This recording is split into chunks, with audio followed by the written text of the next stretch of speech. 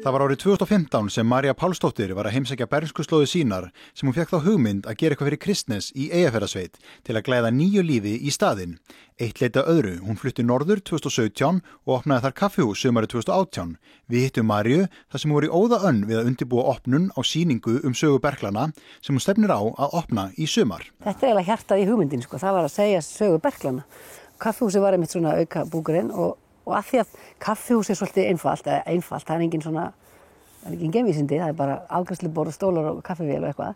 Þannig ég ákvað að byrja á því, af því að þessi sýning, hún getur verið svo alls konar í laginu, ég var pínu smeyk við að ákveða eitthvað. En svo náttúrulega bara þegar kaffihúsið var komið, þá varð ég að setja í gang með sýninguna.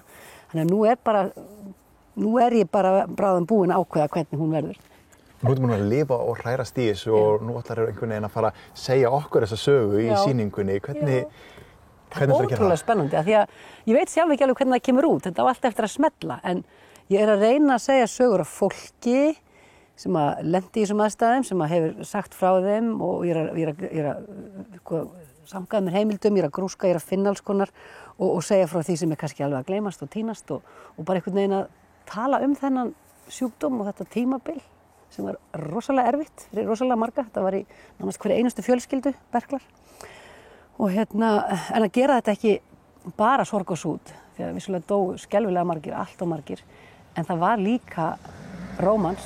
Hér kynntist fólk ástinni sinni, hér var kelað í sýningakompum og allskyns ævintýri. Sigurveig Jóns, leikkona heitin, hún talar að þetta hafi bara verið eitt stórt ævintýri að vera hérna. Hún var hérna 8 ára og þetta var bara höll í hennar augum og ævintýri á hverjum degi. Þannig að það eru alls konar sögur. Nú er bakarofnum minn að hringja. Þú má í stökkvinn og bjarga brauðinu.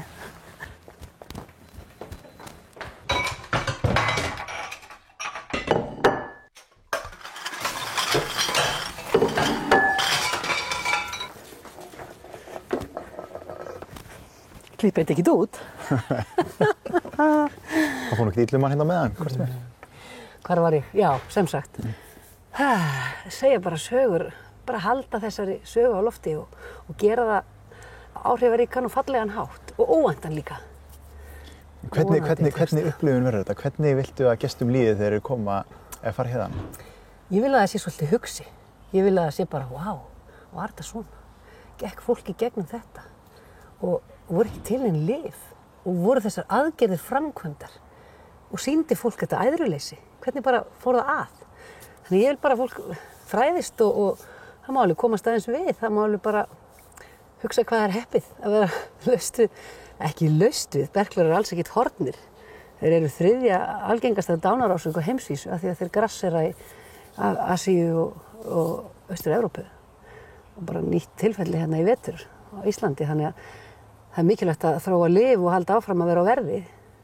Það er kannski það helst sem manni kemur manni óvart þegar maður er að skoða þetta, hvað þetta snertir marga og hvað líka hafa margir dáið af berklum hérna á Íslandi. Ætlar eitthvað að minnast þessa fólk? Mér langar svo að gera það, gott þú nefndir þetta. Þegar ég fór á Fáskrúðsfjörð í franska spítalann þá var ég svo heilluð af minningaverkinu sem er þar franska sjómenn sem drukknuðu við Íslandsstrendur. Þetta er dásamlegt verk og ég hugsaði að mér langar að gera eitthvað svona fyrir fólk sem dó úr berklum. En hvernig get ég gert það? Og ég fór á stofuna og kannaði málið hjá persónuvernd og landlækni og kemst að því að ég má ekkert nota þessi nöfn þeirra sem dóu úr berklum nema með samþykki afkomenda. Þannig að ef einhver er að horfa núna og átti ömmu eða afa eða einhvern frænda eða frænku sem að dóu úr berklum og vill að nafn viðkomandi sé í minningaverkinu, þá má gjarnan hnippa í mig því að ég ætla að gera minningaverk alla þessa 5.900 sem að vissulega dóu úr berklum á árunum 1911 til 1970. 1911 hefst dánarorsakaskráning, þannig að það er kannski ekki hægt að fara mikið fyrr. Þó að vissulega berklarnir byrja að grassera alveg strax 1900. En allt þetta fólk, 9.500 manns, ég ætla að útbúa svona minningarvídeó þar sem að þessir 9.500 kubbar eru sýnilegir, svo geta þeir stekkað og þá sjáum við svona blörraðar myndir og ef að afkomendur samþykja og eiga kannski jafnvel mynd, þá getur svo mynd bara skýrst og nafn. Ef ekki, þá er það bara kona fædd og dáin, karlmaður fæddur og dáin, því að þær upplýsingar má ég nota ef ég sleppi nöfnunum. En þá getum við séð líka bara, vá, voru þetta svona margir. Það tekur ekki nema rétt 10 mínútur að keyra á Kristnes frá Akureyri og þá upplagt að gera dag úr ferðinni og halda áfram og taka í leiðinni hring Eyjafjarðarsveitina. Já, þetta verður partur af þessum Eyjafjarðarhring vonandi.